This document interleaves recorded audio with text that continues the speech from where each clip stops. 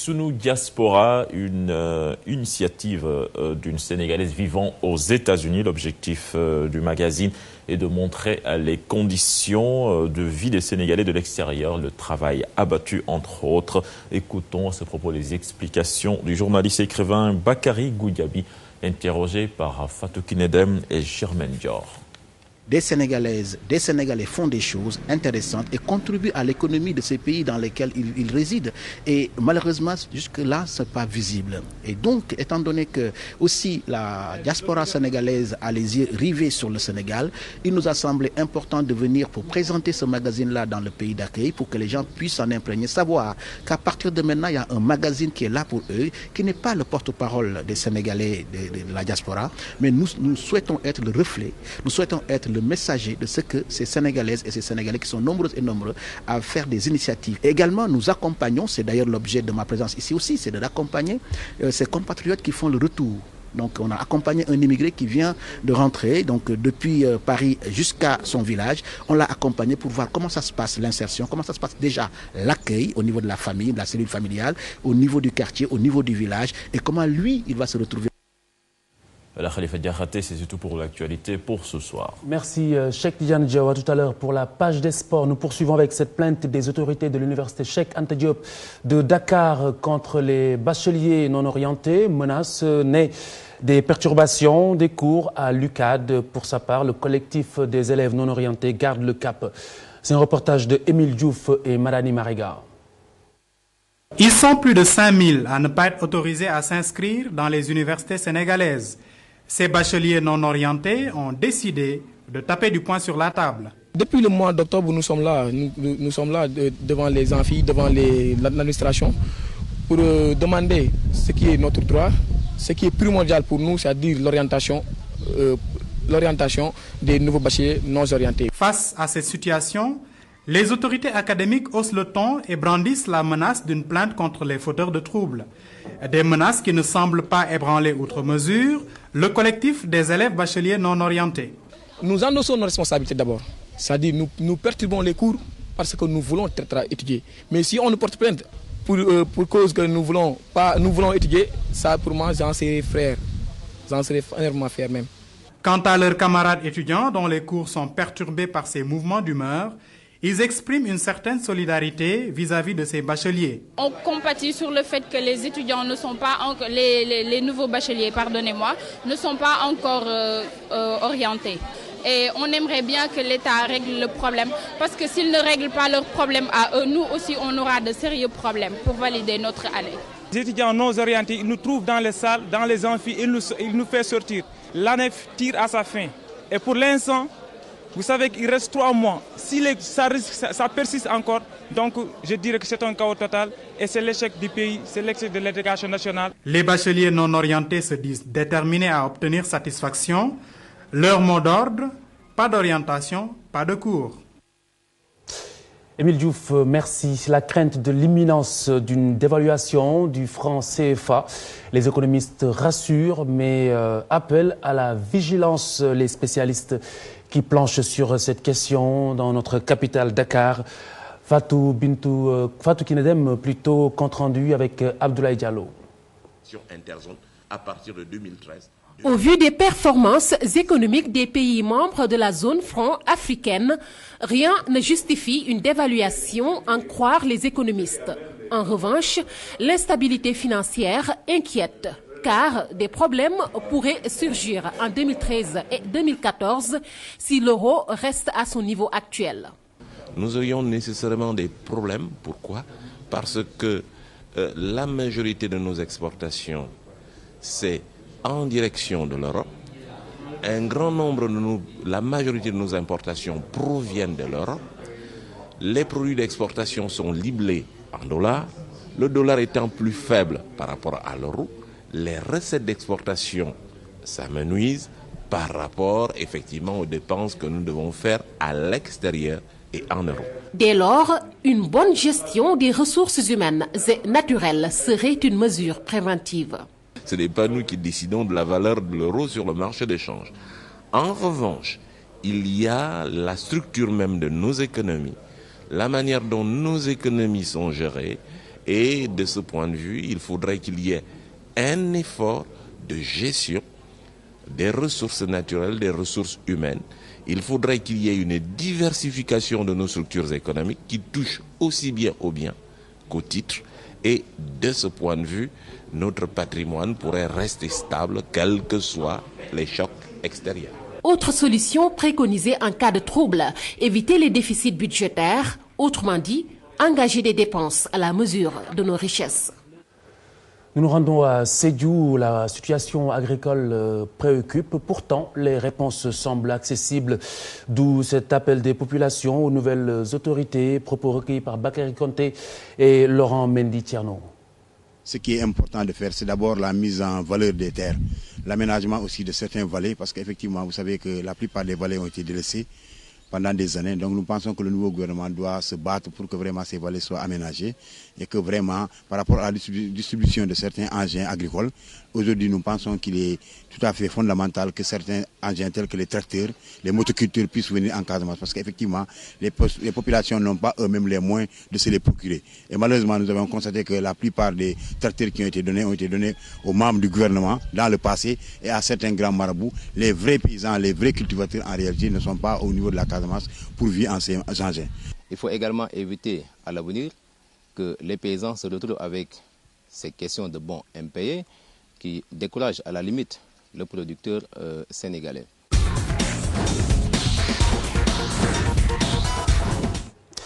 La page des sports, Cheikh Tidiane Diao, dominée ce soir par ce face-à-face qui n'a pas finalement eu lieu. Une grosse bagarre a éclaté entre les lieutenants des deux lutteurs. Donc la bagarre qui a éclaté lorsqu'il a été demandé aux accompagnants des deux lutteurs de quitter la table d'honneur pour faire place aux deux protagonistes. Ils ont tout bonnement refusé et le sang a une nouvelle fois coulé. Donc on peut dire encore en échec du face-à-face Yekini Balla Gaye numéro 2. Et pour en parler, nous avons en ligne Abdoul Aziz Mbaye, chroniqueur de lutte ici à TFM. Alors Abdoul Aziz, bonsoir. Bonsoir. Alors Abdoulaziz, que vous inspire à ces événements qui se sont passés cet après-midi au Radisson?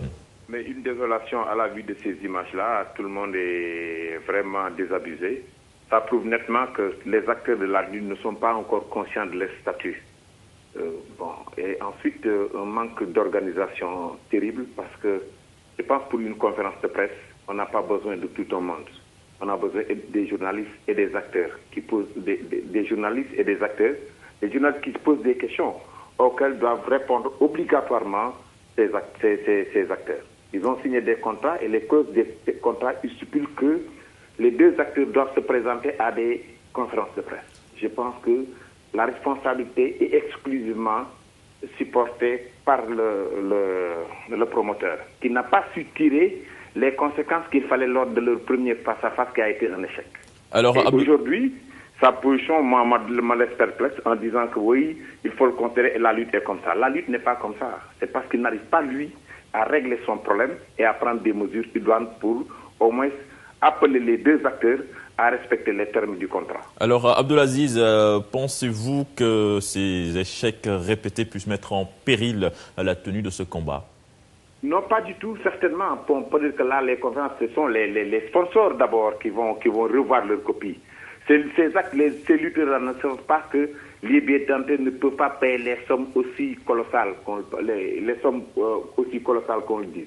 Alors, ce sont les sponsors qui soutiennent les promoteurs et qui payent le reste. Mais s'il s'agit tout simplement de payer le billet pour aller stade et payer les lutteurs, ben non, on n'arriverait pas à le faire. Donc, il appartient aux sponsors d'abord de revoir leur collaboration avec les promoteurs et la lutte en va partir. Parce que ici, les lutteurs ne savent pas du tout respecter des termes de contrat et je pense que le combat est signé au niveau du CNG. C'est sûr qu'ils vont se présenter à l'heure indiquée au stade et le combat aura bel et bien lieu. Le fait qu'il y ait échec au niveau des signatures de contrat ne veut pas dire que vous regardez sur les images la brutalité des agents de sécurité. Là, je dis que c'est effarant et ça ne rend pas la lutte du tout. Voilà, Abdelaziz Mbaye, merci à Khalifa Diakhaté. Retour sur le dernier match de la 10e journée. Là, nous parlons de football de la Ligue 1 sénégalaise avec la bonne opération du Jaraaf de Dakar qui prend la 2e place de la poule B. Du coup, la Douane s'éloigne de plus en plus des playoffs, contrairement à son adversaire du jour. Réaction des deux entraîneurs, Amadou Diop Boy Bandé, entraîneur adjoint du Jaraaf, et Badara Sarr, entraîneur de la Douane, au micro de Cheikh Sadibou Diarra Saïr Diop et Dembandao. Aujourd'hui, on va rentrer dans les playoffs. L'essentiel, c'est de rentrer là-dedans. Donc, on est dans la logique, dans la ligne droite pour pouvoir prendre la 2e place. Aujourd'hui, on essaie de sauvegarder ça. Et ça dépendra de ce que va donner les autres matchs pour pouvoir disputer la 1re place. Mais aujourd'hui, on voulait coûte que coûte cette 2e place. Dieu merci, on l'a si bien eu. Au moment où on obtenait ce penalty, on avait le jeu en main, on avait la même mise. Même au moment où on encaissait le but là, je pense qu'on jouait bien. Là, on n'a pas été serein sur le but qu'on prend. D'accord, mais après, on a fait le match qu'il fallait faire. On a manqué de chance aussi à quelques instants, parce qu'on pouvait au moins marquer 2 buts pour ce match-là. Escrime à présent, 13 lions retenus pour l'expédition du Maroc pour les championnats d'Afrique prévus du 19 au 25 avril prochain à Agadir. L'objectif est de glaner des qualifications pour les Jeux Olympiques de Londres 2012. Le directeur technique national Ridouane Ndiaye s'en explique au micro d'Abdelaziz Ndiaye et Mor Kharma. Terminer la phase externe des regroupements. Et on va démarrer tout juste la phase interne. On a des potentialités et des athlètes sur qui, selon le niveau technique que nous avons, et par rapport au niveau africain, sur qui nous comptons pour les qualifs de zone, pour les Jeux Olympiques, qui vont démarrer le 19 avril. Ensuite, le lendemain, vont démarrer les championnats d'Afrique individuels. Ensuite, la dernière phase, c'est les championnats d'Afrique par équipe. Et depuis toujours, le ministère est à nos côtés et il nous appuie surtout au niveau des regroupements internes et externes et surtout au niveau des tickets de voyage des athlètes. Parmi ces 13 sélectionnés, il y a déjà Alexandre Bouzaïd qui s'est déjà qualifié pour les Jeux Olympiques. Donc en plus, il y a 5 candidats qu'on doit envoyer au Maroc pour qu'ils tentent leur chance pour avoir le ticket olympique. Et puis retenez match retard de la 30e journée de Ligue 1 française. L'Olympique de Marseille qui s'incline lourdement 3-1 à domicile face à Montpellier. Montpellier donc qui reprend 3 points d'avance sur le Paris Saint-Germain. Ces deux équipes, rappelons-le, sont à la lutte pour le titre de champion de France. Khalifa Diakhaté, c'était tout pour la page des sports. Merci Cheikh Tidiane Diao. Le mal de mer des acteurs de la pêche sénégalaise, le mal de la mer sénégalaise entre les conditions d'octroi des licences de pêche et le coût du carburant. Les pêcheurs s'appauvrissent et appellent à l'aide. Fatih Dieng Adamagay. À 18h, la pirogue de Ousseynou atterrit sur la plage de Soumbédioune avec quelques poissons. Après 12 tours d'horloge en mer, la pêche n'a pas été bonne. À cause des bateaux, nous n'arrivons plus à pêcher de gros poissons. En plus, le prix de l'essence est trop élevé pour nous. Avant, avec la bouteille de 8 000 francs, on arrivait à s'en sortir. Maintenant, cette même bouteille est à 20 000 francs. Ousseynou Ndour n'est pas le seul à rencontrer des difficultés. À Soumbédioune, les pêcheurs vivent un véritable calvaire. À cause d'un manque de licence, nous avons quitté Saint-Louis pour venir pêcher à Soumbédioune. Mais une fois sur place, nous nous sommes rendus compte qu'ici aussi, il y a des problèmes. La rareté des produits de la mer est devenue un problème majeur. Pour mettre fin à cette situation, pêcheurs et mareyeurs interpellent le nouveau ministre de la Pêche et des Affaires maritimes. Le ministre doit venir voir les pêcheurs parce que ce sont eux les principaux concernés. Également, l'État doit arrêter d'octroyer des licences de pêche aux bateaux étrangers qui pillent nos ressources. Ce n'est pas bien. On doit aider les pêcheurs. Il faut aussi diminuer considérablement le prix des moteurs. L'État doit aussi arrêter de signer les accords de pêche. Pape Diouf a été ministre de la Pêche sous le magistère d'Abdoulaye Wade. Les pêcheurs espèrent qu'avec son comeback, le pillage des ressources halieutiques va être éradiqué. Adam Alam est le vice-président de GAIPES, le groupement des armateurs industriels de la pêche. Il est avec nous ce soir sur ce plateau. Bonsoir, monsieur Lam. Bonsoir, monsieur Yahati. Alors, les difficultés de la pêche, on en parle depuis plus d'une décennie à présent. Les difficultés, le refrain est le même. Alors, aujourd'hui, est-ce qu'on pourrait parler de manque de volonté politique ou de manque de maîtrise de la question? Qu'est-ce qui se passe? Mais la question, elle est maîtrisée parce que je crois que toutes les composantes qui font qu'une question soit étudiée dans sa profondeur sont réunies. Ouais. Nous avons des chercheurs qui ont beaucoup travaillé sur la pêche. Nous avons une industrie de la pêche qui est presque centenaire. Nous avons des acteurs efficaces, même dans la pêche artisanale. Ouais.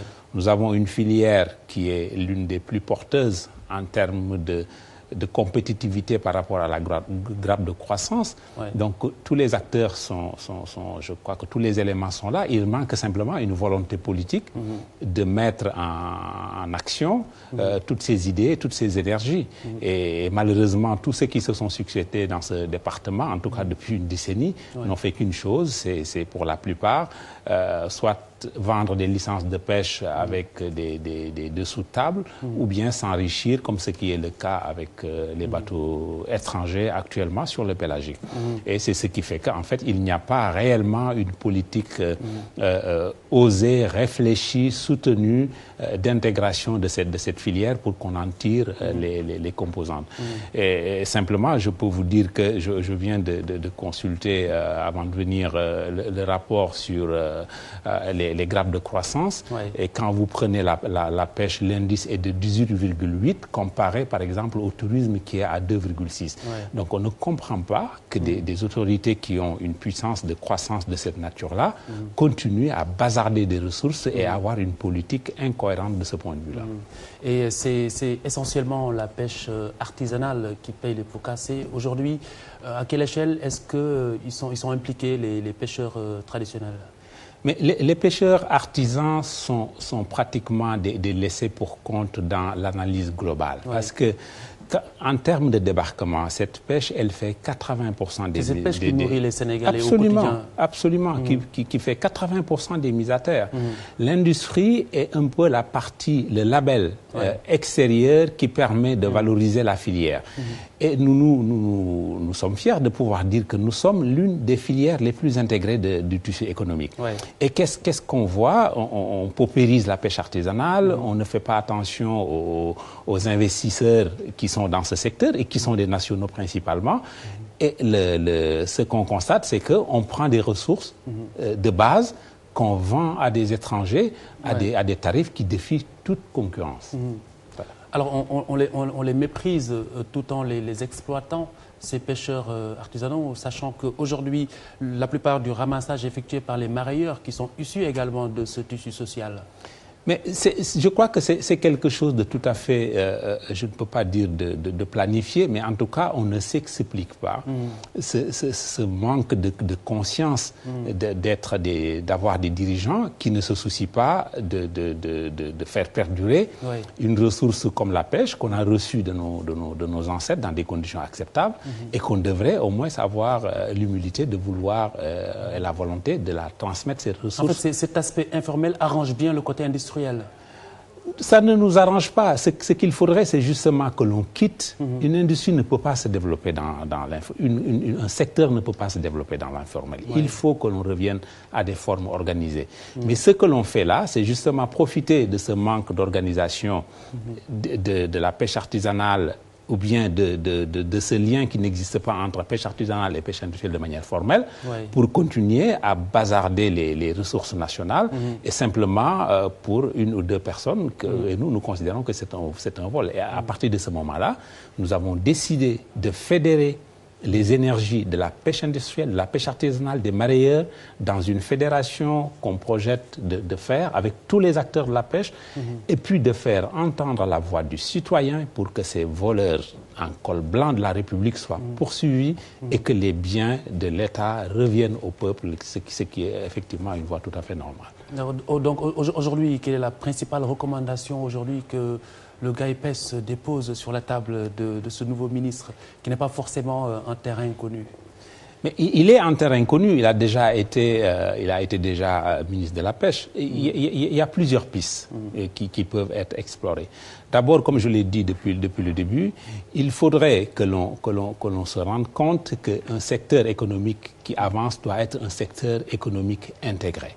Et nous avons vu que, et ce n'est pas simplement dans la pêche, qu'au niveau de l'économie d'une manière générale, c'est des secteurs qui sont juxtaposés les uns auprès des autres, sans véritablement un lien. Et on est étonné de voir qu'on parle d'économie maritime et on continue à charcuter. Donc il y a cet aspect-là qu'il faut voir, mais surtout parler de gouvernance. Le véritable problème du Sénégal, c'est un problème de gouvernance. Et on le voit dans la pêche. On voit dans la pêche un ministre de la République qui devient un acteur économique, qui bazarde les ressources, qui mènent des filières parallèles de commercialisation avec d'autres. Ça, c'est inacceptable. Ça, c'est inacceptable et on ne laissera plus faire. Nous n'avons peut-être pas les moyens de les arrêter, mais nous continuerons le combat pour dénoncer ces prévarications. Alors, on parle souvent de licence de pêche, mais aujourd'hui, est-ce qu'il ne faudrait pas poser des préalables ou respecter des préalables, c'est-à-dire organiser le côté basique, le côté traditionnel, le côté artisanal? Mais il y a déjà un embryon. Il faut dire quand même qu'on ne peut pas dire que... C'est vrai qu'il y a une disparité d'organisation. Et ça, c'est la faiblesse du secteur, que ça soit dans l'industriel que dans la pêche artisanale. Trop d'acteurs parlent de se constituer dans des groupements qui ne sont pas des groupements viables. C'est ce que nous essayons d'éviter pour fédérer les énergies et parler sur l'essentiel au moins d'une même voix. Mais le problème, c'est que autant on a le devoir et l'obligation d'organiser les acteurs, mais autant l'État, qui a une mission régalienne de faire marcher les secteurs, se doit quand même d'avoir une attitude responsable. Parce qu'on a l'impression que l'autorité laisse faire. Elle laisse faire. Non, l'autorité organise le pillage de ces ressources-là. Et c'est ça qui est dramatique. Et jusqu'au moment où je vous parle, des bateaux qui pêchent de manière frauduleuse sont entretenus de manière consciente par des personnes et on se demande mais où passent ces recettes-là? Où passent ces recettes-là? Il y a un changement de régime. Le principe élémentaire de prudence voudrait qu'on arrête ces choses-là. Et jusqu'à présent, il y a une quarantaine de navires qui pêchent tous les jours de manière illégale et les retombées ne sont ni pour le trésor public, ni pour le pays, ni pour les mareyeurs, ni pour la pêche artisanale. Très bien, on est d'accord là-dessus. En revanche, le laisser-aller dont je parlais concerne la plage, concerne les débarcadères, concerne les mareyeurs et les pêcheurs qui ne sont pas forcément dans des cadres formels, mais qui alimentent quand même le côté industriel, qui alimentent quand même l'exportation. Mais de toute façon... On laisse faire puisque ça les arrange de toute façon. Non, ce n'est pas que ça les arrange. Parce que vous savez, nos principaux marchés, en tout cas sur les produits nobles de la pêche artisanale, c'est l'extérieur, c'est l'Europe. Et l'Europe, la règle, c'est d'abord la qualité. La règle, c'est la traçabilité des produits. Donc, on ne peut pas continuer à espérer être en position de présence sur ces marchés si on n'organise pas la filière pour présenter aux consommateurs européens et étrangers d'une manière générale une filière fiable en termes de traçabilité des produits. Donc, cette situation, elle ne peut pas durer. Mais c'est encore une fois à l'autorité politique, ceux qui sont élus, de définir des politiques claires dans lesquelles les acteurs, que ce soit la pêche artisanale, la pêche industrielle, peuvent s'engouffrer pour développer le pays. Parce qu'on connaît plus ou moins les clés. Absolument, c'est leur job. C'est leur job. Ils n'ont qu'à le faire et arrêter d'être des acteurs économiques déguisés qui vivent de magouilles. C'est cela qui fait que les secteurs, eh bien, ils ne peuvent pas avancer. Il faut arrêter cela. Monsieur Lam, Adama Lam, vice-président du GAIPES, le groupement des armateurs et industriels de la pêche au Sénégal. Mesdames, Messieurs, merci de nous avoir suivis. Retrouvez tout à l'heure Fram Fatih avec Papa Ndiaye qui reçoit Mahmoud Saleh de l'APR. Bonsoir.